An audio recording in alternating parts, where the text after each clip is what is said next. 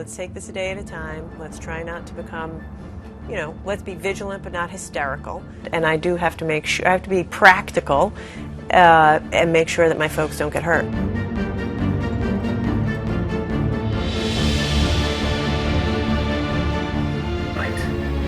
And I was subjected to torture, beatings, assault in various forms. I was refused to contact anybody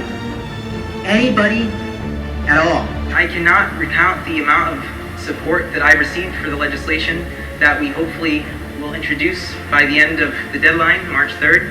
And I'm happy to have here with me Representative Roberto De Silva, Democrat of East Providence and Pawtucket, who is supporting a bill.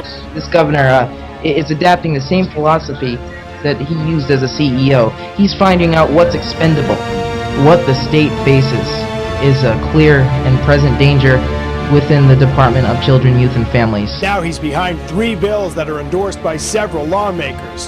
One would overhaul DCYF. Another would stop Rhode Island from sending children out of state. The measures, he says, would save money, but more importantly, he tells us, save children from what he and too many others survived.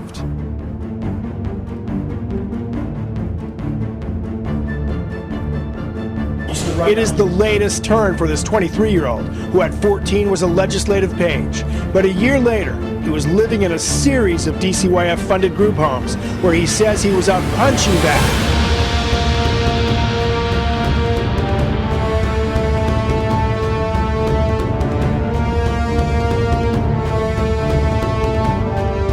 Every day you were beaten. Every day in Florida, every day in Nebraska, every day in Rhode Island. Every day, Nicholas. I shoot every day.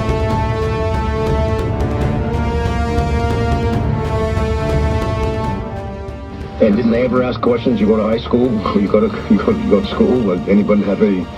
That's exactly what the problem was. When I began to apprise the legislators of what was going on in these group homes and in the night-to-night shelters. What was going on in these group homes? Fights, constant fights. Mayor, I presume you've seen the movie Fight Club. It was a lot like that.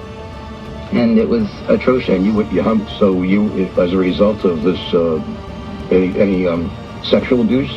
Yes, ma'am. Did you make complaints about that? It's in the lawsuit.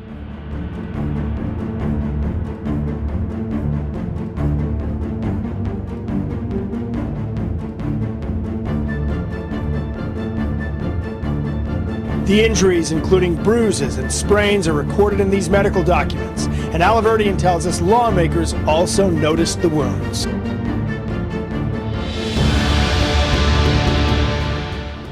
I chose to fight for the rights of myself as a kid in DCYF care and fight for the rights of those who were actually beating me up.